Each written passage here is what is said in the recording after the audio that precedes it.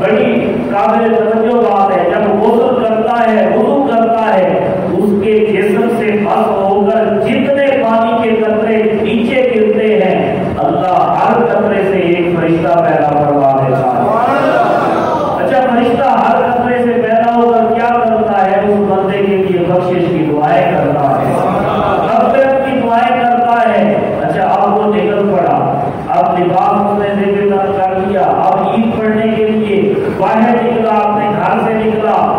ایک بندے کے لیے 70,000 فرشتے اس کے استقبال کے لیے کھڑے ہوتے ہیں. 70,000 فرشتے ایک بندے کا استقبال کرتے ہیں. ایک مومن کا، ایک مسلمان کا جب وہ عیدگاہ میں پہنچتا ہے، مسجد میں پہنچتا ہے، جس جگہ پہ وہ اپنا مصلی بچھاتا ہے، چاہے نماز بچھاتا ہے، جب اٹھ کے آتا ہے وہ دھرتی بھی اس کے لیے برکت کی دعائیں کرتی ہے، وہ بھی اس کے لیے دعائیں کرتی ہے. یہ تو ہے عید کے دن کا اجر، عید کے دن کا اجر ہے. پھر اللہ تعالیٰ فرشتوں کو بلاتا ہے، اے فرشتوں، جب میں نے اس انسان کو اپنا نائب بنانے کا تمہیں ارشاد فرمایا، تمہیں پتہ ہے تم نے کیا کہا تھا؟ اتجعل فیہا من یفسد فیہا ویسفک الدماء. تم نے کہا تھا یا اللہ اس انسان کو نائب بنا رہا ہے، یہ تو قتل و غارت کا بازار گرم کرے گا، یہ تو خون ریزیاں کرے گا، اس کو تو اپنا نائب بنا رہا ہے. اللہ تعالیٰ نے اس وقت کیا فرمایا؟ اے فرشتوں، انی اعلم ما لا تعلمون. تم دیکھ رہے ہو نمرود کو، میں ابراہیم خلیل اللہ کو دیکھ رہا ہوں. تم نمرود کو دیکھ رہے ہو، میں ابراہیم خلیل اللہ کو دیکھ رہا ہوں. تم فرعون کو دیکھتے ہو، میں موسیٰ کلیم اللہ کو دیکھ رہا ہوں. تم ابو جہل کو دیکھتے ہو، ابو لہب کو دیکھتے ہو، عتبہ کو دیکھتے ہو، شیبہ کو دیکھتے ہو، میں محمد رسول اللہ کو دیکھ رہا ہوں. میں اپنے نبی کو دیکھ رہا ہوں، اس لیے نائب بنا دیا. اے فرشتوں آؤ، آج دیکھو یہ پورا مہینہ امتحان دے کے آ رہے ہیں. رمضان کا پورا مہینہ امتحان دے کے آ رہے ہیں. بتاؤ ما جزاء وجیرہم. اب اس امتحان میں یہ آ رہے ہیں نتیجے کے وقت پر. مجھے بتاؤ یہ مزدور ہیں، انہوں نے پورا مہینہ مزدوری کی. مولا کیا مزدوری کی انہوں نے؟ کہا میں نے ارشاد فرمایا تو انہوں نے کھایا، میں نے روکا تو یہ رک گئے، میں نے کہا قیام کرو یہ تراویح پڑھنے لگ گئے، میں نے کہا اعتکاف کرو یہ اعتکاف میں بیٹھ گئے. یہ ان کی مزدوری ہے. ما جزاء وجیرہم. آپ بتاؤ ان کو جزا کیا دوں؟ فرشتے عرض کرتے ہیں مولا انہوں نے مزدوری کی ہے اپنی طاقت کے مطابق، اپنی حیثیت کے مطابق. مولا تو انہیں اجر عطا فرما اپنی شان کے مطابق.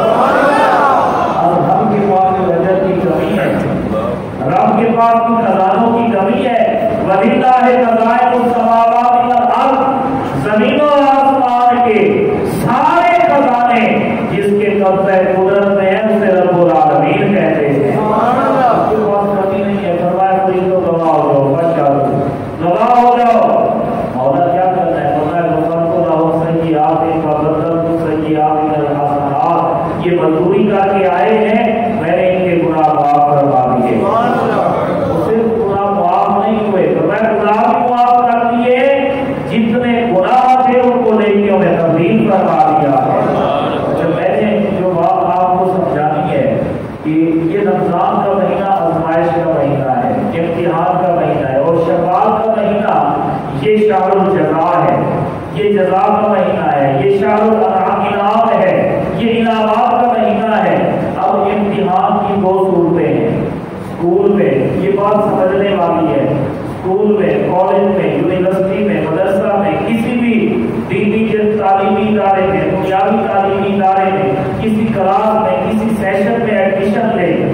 جس کلاس میں، جس سیشن میں آپ نے حصہ لیا اس کا امتحان دینا ضروری ہے یا نہیں؟ ایسا تو نہیں ہے کہ بغیر امتحان کے آگے چلے جائیں. یہ تو نہیں کہ ہر وقت کرونا ہی ہو کہ پیپر بھی نہ دکھوائیں اور اپنی کلاس میں بٹھا دیں. ایسا تو کبھی کبھی بائی چانس ہوتا ہے. مگر قاعدہ بنیاد یہ ہے کہ جس کلاس میں بیٹھے ہیں، جس سیشن میں حصہ لیا ہے اس کا امتحان دینا ضروری ہے. امتحان نہیں دے گا تو وہ کلاس کو ساتھ ضائع کرنا جائے گا. اب سوچنا کہ ہم نے داخلہ کہاں دیا ہے، اب سوچنا کہ ہم نے کہاں ایڈمیشن لیا ہے.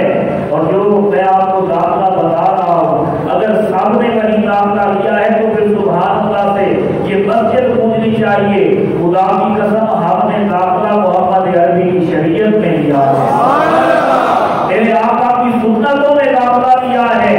اب سنتوں میں امتحانات بڑے بڑے ہیں، شریعت میں امتحانات بڑے بڑے ہیں، مگر ایک امتحان رمضان بھی ہے.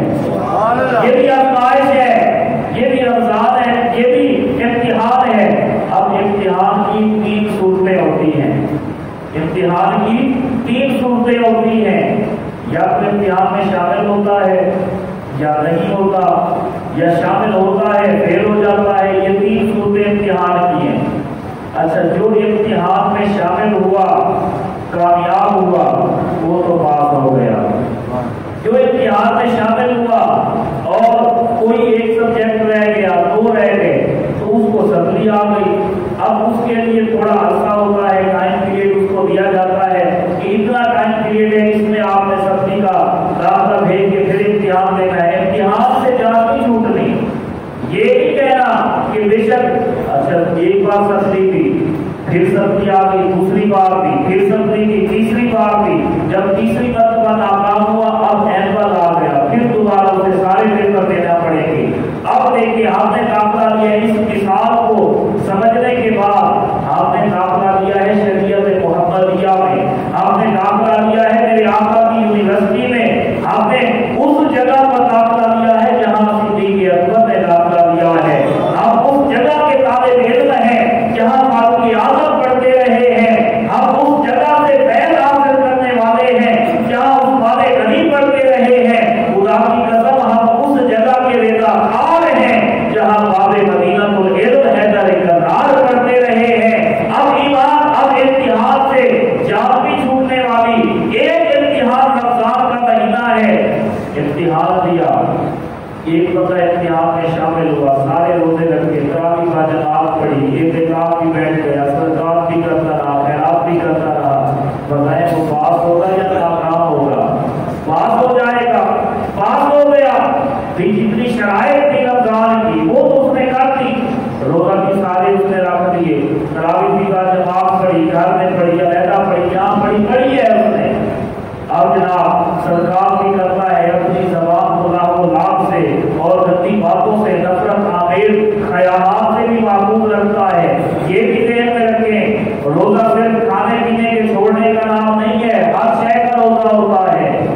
आम का भी रोजा है, आम का भी रोजा है, और मेरे आका करीम अलैहिस्सलाम फरमाते हैं सबसे बड़ा रोजा ज़बान का रोजा है, ज़बान का रोजा है। और मौला कायनात का ये फरमान है, फरमाया जराहत मुसलाम लहतिया मा जराहतुल लिसाने वाला जल्दिया। फरमाया अगर किसी को नेज़ा मार दो, किसी को तलवार मार दो, उसका जख्म चंद दिनों में भर जाता है। अगर किसी को ज़बान से कोई नागवार बात कह दी तो वो कयामत तक वो दिल से उसके लिए नफरत नहीं निकाली जा सकती। इसीलिए बड़े बड़े रोजादार बनने वालों ये भी गौर किया करो कि सिर्फ खाने पीने का छोड़ने का नाम रोजा नहीं है, अपनी ज़बान की हिफाजत का नाम भी रोजा है, अपनी नजरों की पाकीज़गी का नाम भी रोजा है, अपने दिल के पाक और साफ रखने का नाम भी रोजा है, अपने इन जवाने को अल्लाह की इबादत में मसरूफ करने का नाम भी रोजा है। अब उस बंदे ने जनाब ज़बान को गंदी बातों से भी बचाया, नफरत आमेर चीजों से भी बचाया, सदाकात भी किए, सारे वो काम किए जिस काम का खुदा ने भी फरमाया है, मोहम्मद मुस्तफा ने भी फरमाया है। बात हो गया, बात हो गया।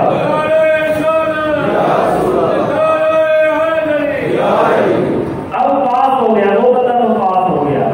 अब एक बंदा है, वो इम्तिहान में शामिल तो हुआ, चंद रोजे रखे, चंद तरावी पढ़ी, अब वो फेल हो गया, उसको सब्जी आ गई है, क्योंकि सब्जेक्ट रह गए ना, चंद रोजे रखे हैं, चंद दिन तरावी पढ़ी हैं, अब उसने सब्जी देनी है। सब्जी का जो वक्त होता है वो ईद के दूसरे दिन शुरू हो जाता है। सब्जी का जो वक्त है वो ईद के दूसरे दिन शुरू हो जाता है। अब जनाब उसका वक्त शुरू हो गया, जितने रोजे छोड़े हैं वो कज़ा करेगा, जितने रोजे छोड़े हैं वो कज़ा करेगा, जितने दिनों की तरावी छोड़ी है वो उतने नफल पड़ेगा, जितने रोजे छोड़े हैं वो रोजे रखेगा, जितनी तरावी छोड़ी है उतने नफल पड़ेगा, बाकी भी जो काम वो रमजान में करता था वो सारे करेगा। ये सब्जी है। और अगले रमजान आने से पहले पहले उसने इस चैप्टर को क्लोज करना है, इस इम्तिहान में कामयाब होना है। एक बंदा ऐसा है, एक बार उसने सब्जी दी, फिर चंद रोजे रह गए, दूसरी बार दी, फिर रोजे रह गए, तीसरी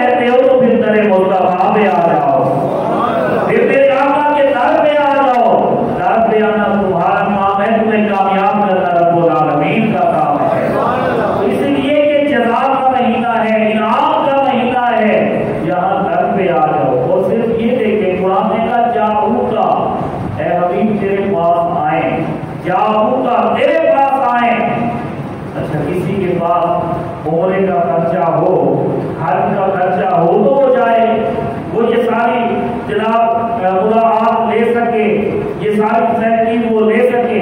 जो बेचारा गरीब आदमी है, दिहाड़ीदार मजदूर है, सारा दिन रेडी लगाता है, सारा दिन मजदूरी करता है, शाम को अपने बच्चों का पेट पालता है, उसके पास वो बचता ही कुछ नहीं, तो वो कैसे उम्रे पे जाए, कैसे हज पे जाए, उसके पास तो खर्चा ही नहीं है। अल्लाह ने बताया है हबीब जाऊ का, मैंने बताया कि तेरे पास है, मैंने ये नहीं कहा कि मदीना में आए, ये नहीं कहा कि मदीना में आए, तेरे पास आए। अब कोई पूछे कि हुजूर कहाँ है, खुदा की कसम मेरे आका फरमाते आना जलीसो पर ज़ाकरानी, जहां मेरा जिक्र होता है मैं मोहम्मद वही मौजूद होता। तो इसीलिए जहां भी मेरे आका का जिक्र आ जाए, उसी मजलिस में, उसी महफिल में आकर मेरे आका की बारगाह में हाथ जोड़कर माफी अल्लाह से मांगनी है, तौबा उसी से करनी है, रुजू उसकी बारगाह में करना है। मेरे आका को गवाह बनाकर, मेरे आका को वसीला बनाकर, मेरे आका की अज़मतों का वास्ता देकर जो खुदा से मांगता है, फिर अल्लाह उसके गुनाह नहीं देखता, निस्बत मुस्तफा देखता है। उसके गुनाह माफ हो जाते हैं, मेरे आका उसकी खताओं पर पर्दा डाल देते हैं। तो ये जो रह जाता है वो मेरे आका के दर पे आ जाता है। बुखारी शरीफ की हदीस है, मेरे आका करीम अलैहिस्सलाम तशरीफ फरमा है, एक बंदा आ गया, दूर से चीखता हुआ, हलक तो या रसूल अल्लाह, हलक तो या रसूल अल्लाह, या रसूल अल्लाह मैं हलाक हो गया, मैं बर्बाद हो गया, मैं हलाक हो गया। मेरे आका ने बताया बादशाह होगा, मुझे क्या हुआ है, क्या हुआ है, कितना चीख रहा है? उसने कहा अल्लाह की फी रमज़ान, या रसूल अल्लाह मैं जानबूझकर रमज़ान का रोजा तोड़ बैठा हूं, अब मुझे बताएं मैं क्या करूं? की आयत मौजूद है, मैं रोजा तोड़ दे, पूरा ना कर सके जानबूझकर, तो मैं सबसे पहली बात यह कि वो एक गुलाम आजाद करे, एक गुलाम आजाद करे। दूसरी बात यह है कि 2 महीने के लगातार रोजे रखे। तीसरी बात यह है कि वो 60 मस्कीनों को खाना खिलाए। कुरान ने ये 3 चीजें बयान की। जब उसने कहा कि हुजूर मुझसे रोजा टूट गया है, मेरे आका करीम अलैहिस्सलाम ने फरमाया अब रोजे का रखा बंदा, क्या तू इस चीज की इस्तेताअत रखता है कि तू गुलाम आजाद कर दे? उसने कहा ला या रसूलल्लाह, मेरे पास कोई इतनी हिम्मत नहीं है कि मैं गुलाम आजाद कर सकूं। मेरे आका ने ये फरमाया तसूम शहरैन मुतताबिऐन, क्या तू ये इस्तेताअत रखता है कि 2 महीने के लगातार मुसलसल रोजे रखे? और फिर कफारे में ये भी याद रखना अगर जहां टूटकर रोजा टूटा है और 2 महीने के लगातार रोजे रखते हैं, उसमें अगर एक भी नागा हो गया फिर शुरू से करते हैं। ये नहीं 1 महीना रोजा रख के 3-4 दिन गैप डाल के फिर करें, नहीं, एक रोजा भी छूटा फिर शुरू से गिनती शुरू हो जाएगी। मेरे आका ने बताया आप तसूमा शहरैन मुतताबिऐन, क्या आप 2 महीने के लगातार रोजे रख सकता है? उसने कहा हुजूर एक पूरा नहीं कर पाया, 2 महीने कैसे रखूंगा, मैं तो बड़ा कमजोर आदमी, मैं नहीं रख सकता। ला या रसूलल्लाह, मेरे आका ने बताया आप तो नहीं मस्कीना मिस्कीना, ये बता कि क्या तू 60 मस्कीनों को खाना खिला सकता है? उसने कहा ला या रसूलल्लाह, ये भी नहीं कर सकता। अब कुरान ने जो हल दिया वो 3 चीजें हैं, या तो गुलाम आजाद करे, या 60 रोजे रखे, या 60 मस्कीनों को खाना खिलाए। इसका हल कोई ना हो, उसका हल फिर दरबार मुस्तफा से मिलता है। आप किसी मौलवी से मसला पूछता हो तो यही कहता ना, जाओ भाई 3 महीने मजदूरी कर, 60 मस्कीनों के पैसे इकट्ठे करके आ, खिला, फिर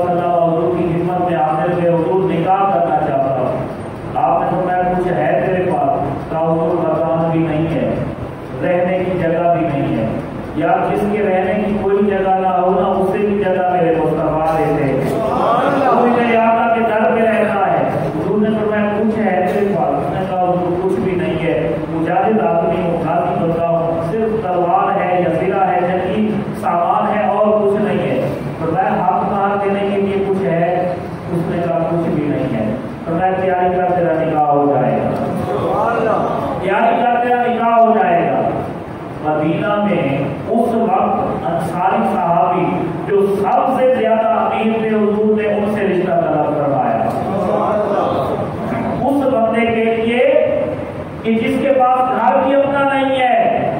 آج ہم رشتہ دینے کے لیے سب سے پہلے دیکھتے ہیں کہ گھر کیسا ہے, گاڑی کون سی ہے, نوکری کہاں ہے, یہ آتا کیسے ہے, جاتا کیسے ہے, اس کے تعلقات کیسے ہیں. تو یہ چیزیں نہیں دیکھی جاتی, اصل مصطفیٰ کی شریعت دیکھی جاتی ہے.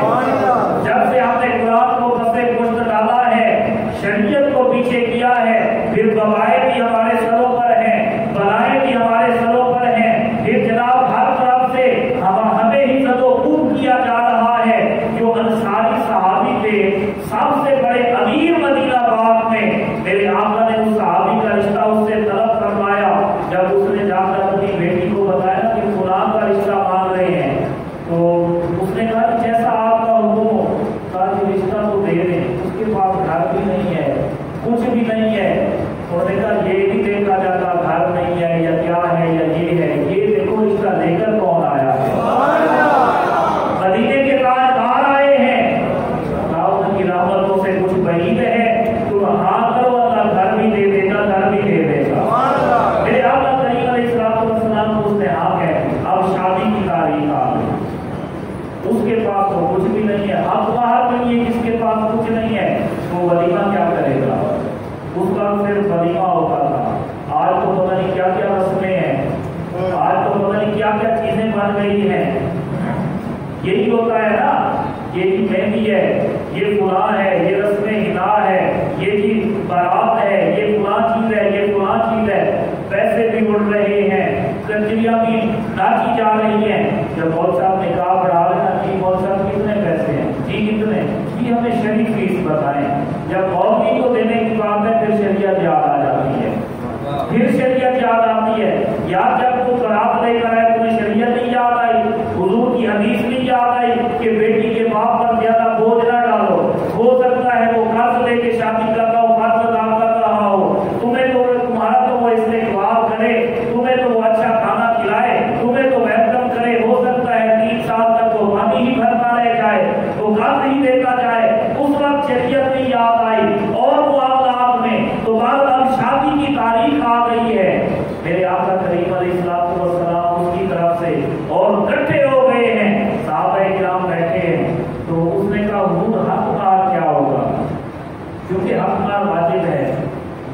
نکاح کہ نکاح جو ہے حق مار کے بغیر ہوتا ہی نہیں. تو اس نے کہا کہ حضور حق مار کیا ہوگا. فرمایا حق مار بھی دیتے ہیں, خیر جہاں حق مار بھی دے کے جائیں گے, واجب ہے. اس نے کہا حضور بتا تو دینا کیا ہوگا. آپ نے بتایا اس کے پاس کچھ بھی نہیں ہے, ایک سکہ بھی نہیں ہے, ایک اشرفی بھی نہیں ہے, ایک درہم بھی نہیں ہے, ایک دینار بھی نہیں ہے. تو حضور پھر حق مار کیا ہوگا. فرمایا یہ سورہ فاتحہ کی تلاوت کرے گا, وہی اس کا حق مار بن جائے گا. سورہ فاتحہ کی تلاوت کرے گا, یہی حق مار بن جائے گا. اب یہ میرے آقا کا خاصہ ہے, یہ بھی میں بتاتا چلوں, یہ ان کی خصوصیات میں ہے. آج کوئی ایسے نہیں کر سکتا, نہ مجھے اجازت ہے نہ آپ کو اجازت ہے. یہ تو میرے آقا کریم علیہ السلام کا اختیار تھا. کیوں کہ جو 3 باتیں قرآن نے کہی تھی وہ بندہ اس پر کوئی بھی عمل نہیں کر سکتا تھا. اس کے لیے بھی میرے آقا نے فرمایا تیرے لیے حد میں نکالوں گا.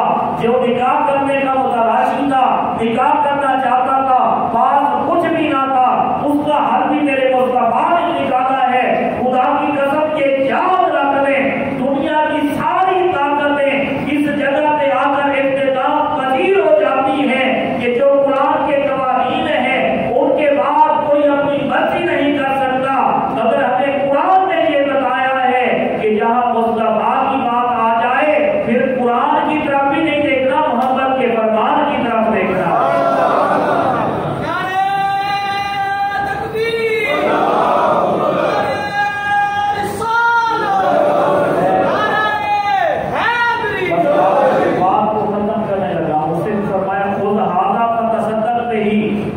اس ٹوکرے کو پکڑ لے اور تقسیم کر, تیرا روزہ جانے میں جا.